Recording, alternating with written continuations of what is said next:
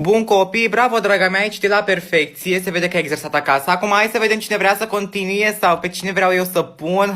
Hai Cătălin! Bineînțeles că am aplicat una dintre ideile mele cele mai bune și anume de aceea de a-i rupe gâtul dacă își bagă nasul unde nu-i fierbe oala. Da? Și acum este la spital, exact așa cum am plănuit, nu? Ce zici? Bă, copchile, tu ești nebună, vorbești cu mine când mă uit la tine. Ce faci, bă, fată? Ce faci? Cu cine vorbești? Ochelarii măsii. Ce faci? Așa, am vrut. Stai o secundă. Haideți, doamna, nu vedeți că înregistrez un mesaj? Nu puteți să tăceți puțin din gură, că este foarte important, da? Care-i problema? Nu pot să înțeleg.